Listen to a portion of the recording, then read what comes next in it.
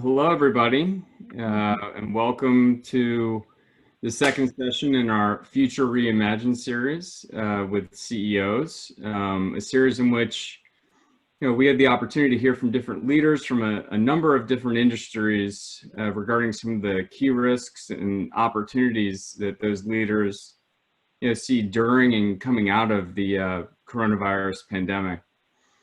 My name is Aaron Cohen, and I'm a principal and co-leader of the healthcare practice at Citrin Cooperman. Citrin Cooperman is a top 25 accounting and consulting firm with over 1,200 professionals across the firm in offices across the country. It's really my absolute pleasure to introduce our featured guest today, Michael Bauman, the CEO and co-founder of LTC. Co-founded by Michael Bauman over 15 years ago, LTC is a premier healthcare firm that's really revolutionized the long-term care industry by providing a centralized off-site business office that assumes complete responsibility for billing, collections, and finance.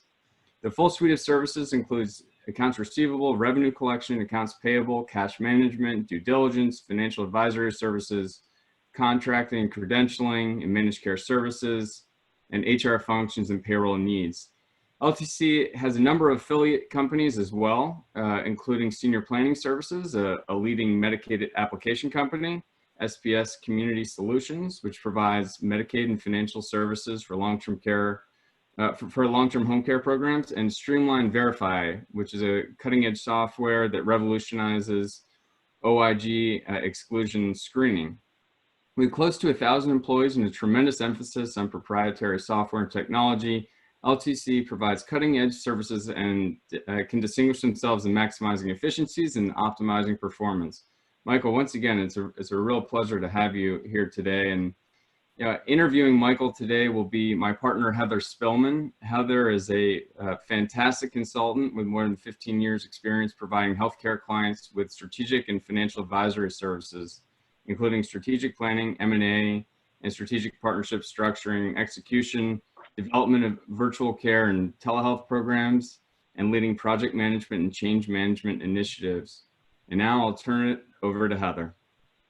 Thank you, Aaron. Thank you for the introduction, Aaron, and thank you for joining us today, Michael. We're really excited about the discussion and hearing from you.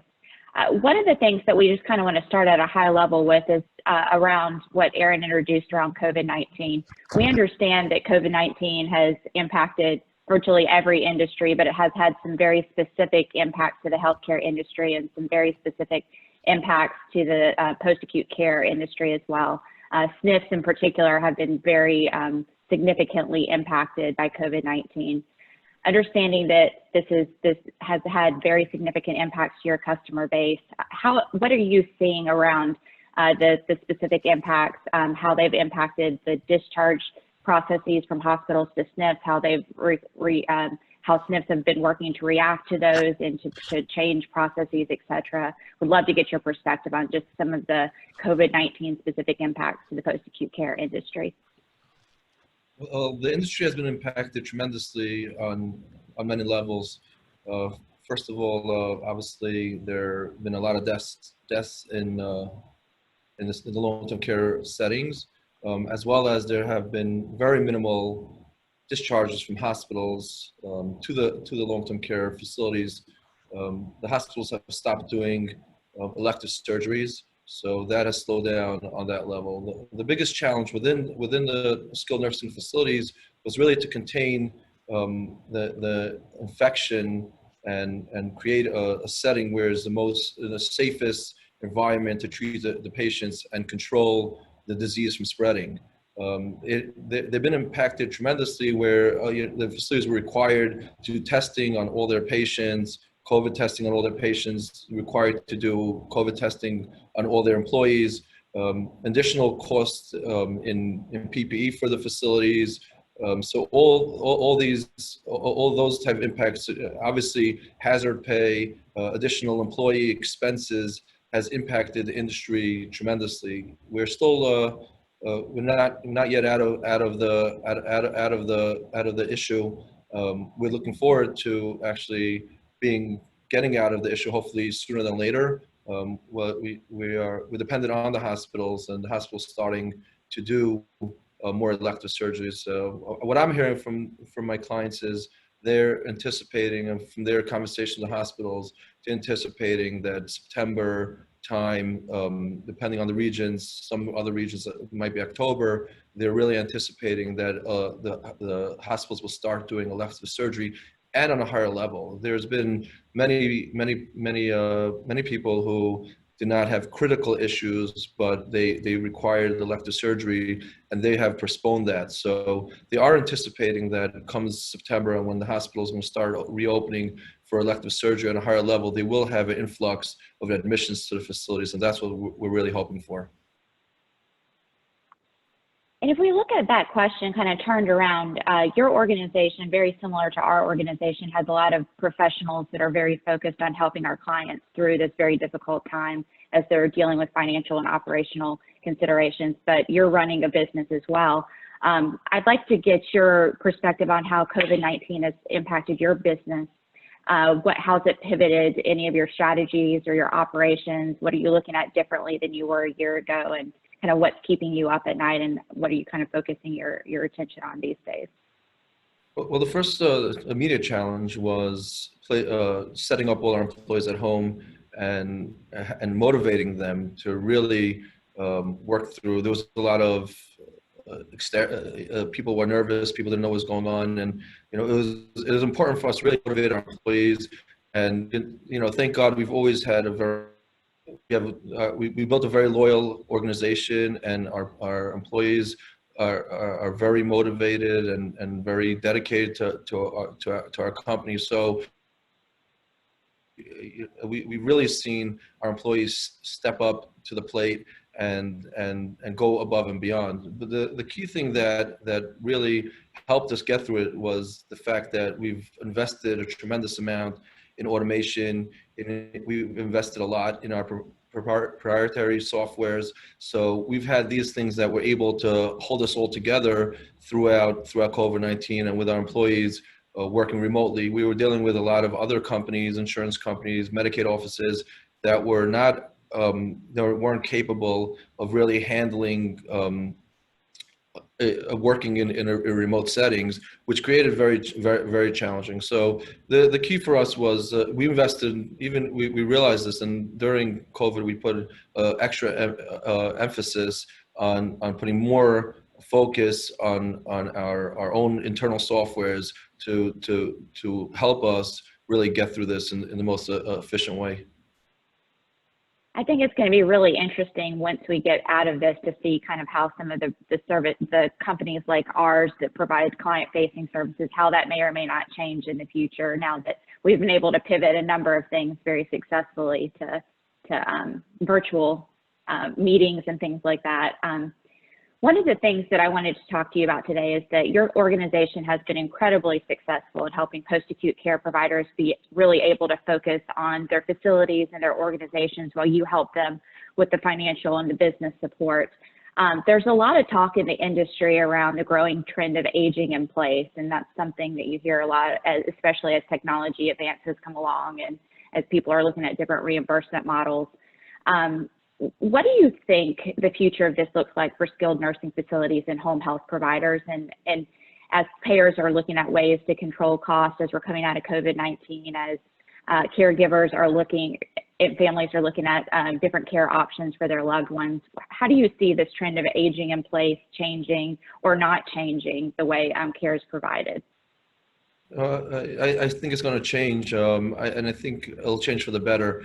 I think just like my organization, we realize the benefit of automation and remote and setting up ability to work remotely. The facilities have realized that themselves, and over the last few years, there's been a much bigger emphasis, whether it's on providing higher levels of care and more. And in the facilities itself, whether it's with telemedicine, different remote monitoring systems that they're able to monitor the patients remotely. So the facilities have become smarter at it over the last 5 years, and they're only putting more emphasis on it, and they're only going to get better at it. I think as well that the facilities have learned because there's risk taking a patient in, and they have to deal with infections and whatever it is that could cause total havoc in the facilities. I think the regarding placement, the facilities will know better which patients are most appropriate for them. The families and the patient themselves will know the most appropriate settings, and I think it will people will be smarter at knowing when they belong in a facility, and the hospitals will be sending the right patients to the facilities, which will give the facilities the ability to really give them that high level of care that they really need. That's a great lead in to kind of our next question. As some of these value-based models have rolled out over the past few years, you see kind of a need for better partnerships between acute care facilities and post-acute care facilities as they're managing the total patient, not just the cost of the total patient, but also the care of the total patient. And as they're getting into value-based payment models like bundle payments and other things. In my practice, I would say I haven't seen a lot of organizations really successfully partnering, or a lot of successful partnerships between post-acute care facilities and acute care facilities when they're perhaps not in the same network or not owned by the same health system. I think that there is a continued need for that, and I think that situations like this really show the need to coordinate between and among care settings. But I'd like to hear what your experience is around these strategic partnerships between post-acute care settings, acute care settings, maybe even physician practices as well. How do you see this changing in the future as we're looking towards better coordinating care?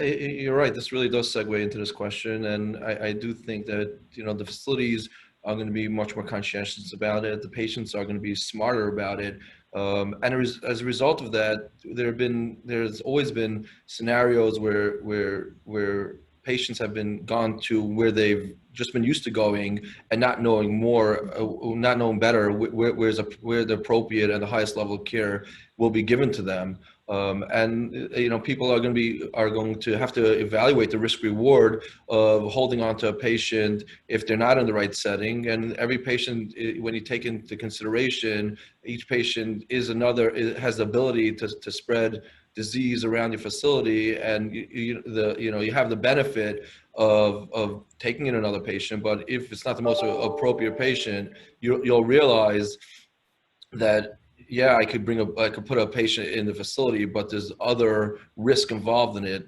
which would be to the detriment of the facility. So I think it's going to force the providers, the caregivers to work smarter and closer together. Mm-hmm. Absolutely. Kind of building on the idea of it accelerating a change probably in the way these different groups are working together. There's been a trend in the healthcare industry for years around M&A and transactions, and there's a lot of talk about COVID being another accelerator in that area as private equity looks for investment opportunities, as well capitalized organizations look for growth opportunities. What do you expect from an M&A and transaction? What do you think that landscape's going to look like over the next few years following this crisis? I like your choice of words that you chose, accelerated, because I really believe that COVID will accelerate what has been going on up until now. We've seen a lot of deals, a lot of transactions going on in the last few years, and the industry has gotten smarter, understanding exactly the geographic areas that the care providers have to be in. So there was a concept of even if you're spread out, there could still be some sort of efficiencies within your organization to provide the level of cares, and you could do it in a cheaper fashion.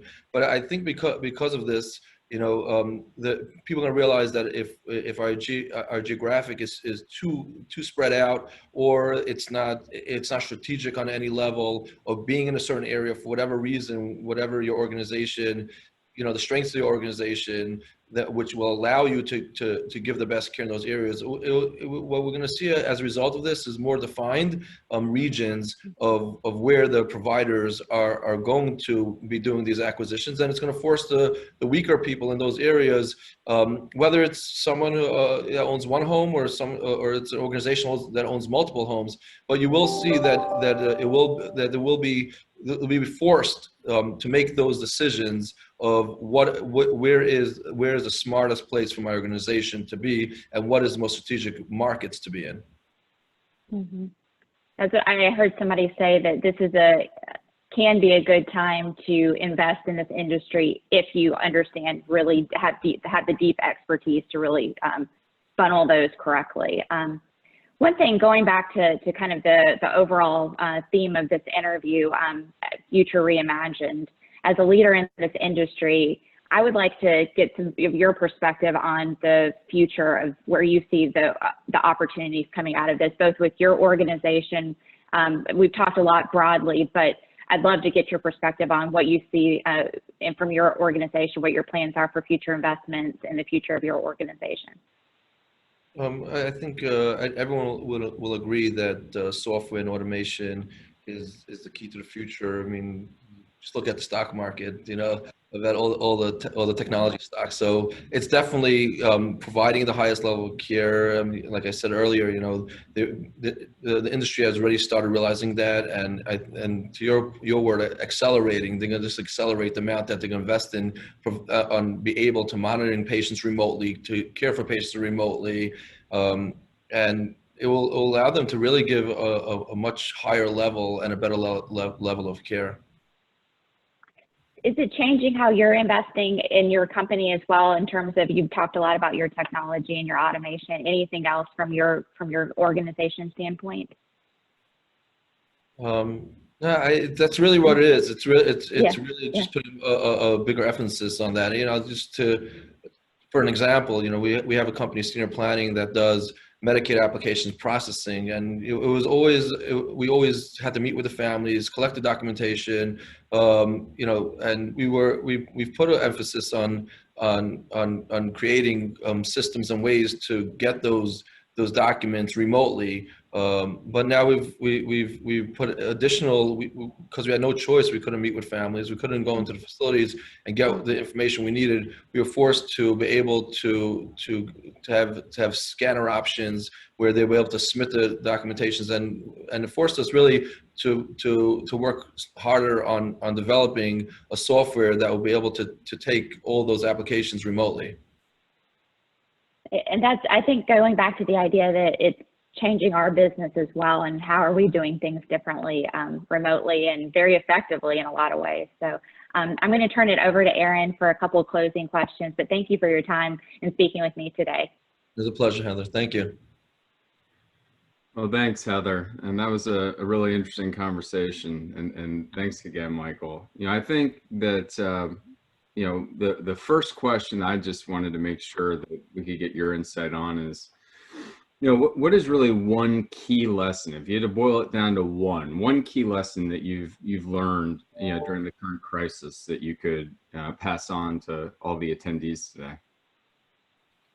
I think the key lesson is loyalty, employee morale, and knowing who your key players are in your organization. I think it's so important to build a stronger team, and those are the people that are going to really carry you through the trying times when you're struggling.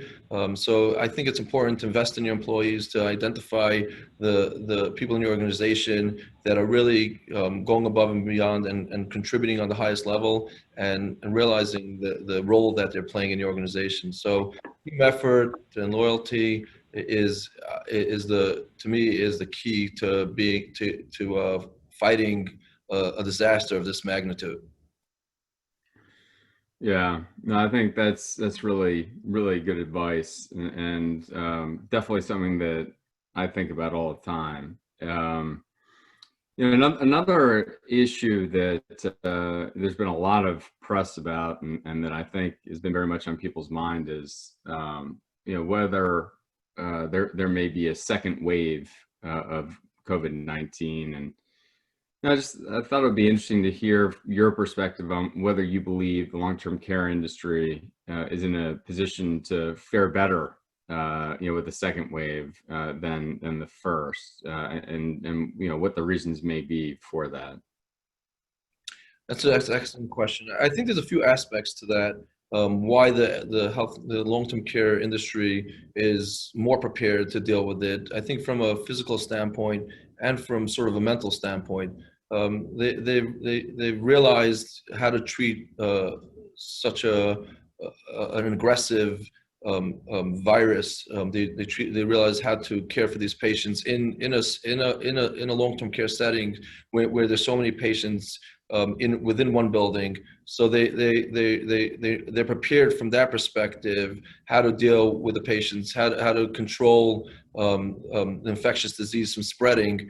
They know what they can and can't do within coming into proximity with a patient. So from that perspective, I think they are 100% more prepared to deal with the patients physically and care for them. I think from a mental perspective, which is also tremendous, they are also more confident at this point that the federal government, I mean, look at the stimulus that was given to the long-term care facilities. You wonder where you stand at many times, for sure, in the long-term care in the industry, where there's home health care, there's assisted living, there's other caregivers, and all of them are needed, and each one is needed in their own individual way. But the fact that the federal government has shown that they're supporting the industry, and the industry needs this money, they realize that they're an intrinsic part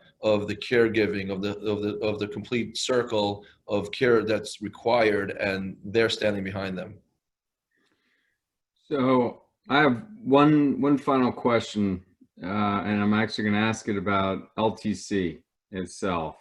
As you look at the industry and you sort of think about what the pandemic has brought to the industry, and some of the changes that you discussed with Heather, what do you see being some of the areas of the LTC business that there's going to be an increased need, from clients for? Where do you see your own company growing coming out of this?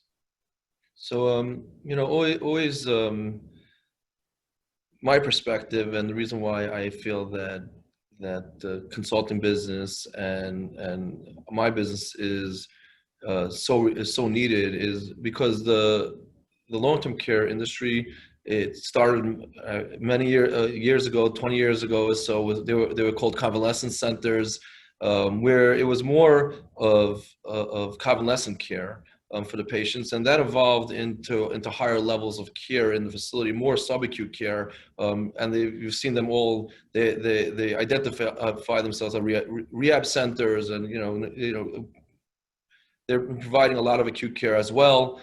So because of that, the caregivers have realized that for them to focus on the financial aspect of the business and focus on the caregiving and focus on managing the facilities, they really need all their resources concentrated and expertise in one area itself. And they have to be the ultimate caregiver, and that has to be their emphasis, and anything else that they would focus on would actually be a distraction to them giving the best care. So I personally only think that as a result of that, the service businesses are going to be more needed, because they're going to need our level of expertise in our area, in the financial area, in the billing area, in all these other areas, in the software to able to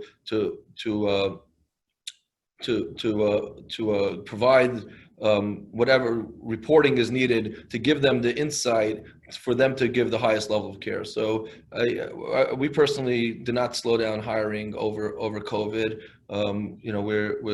Our businesses, we're investing in our business to grow our business, And we're realizing, and I'm even from the conversations I'm having, I'm seeing more of a need from the caregiver side to realize that the financial aspects of the business have to be provided by the knowledgeable people in those areas, while they have to only focus on giving the highest level of care and treating the patients. That's great. I really appreciate it, Michael. If anybody has any questions that they'd like to, raise and put in the Q&A section, be happy to give, 30 seconds. And at that point, if there are no questions, we'll say thank you to Michael for his time, and thank you to everybody for listening in.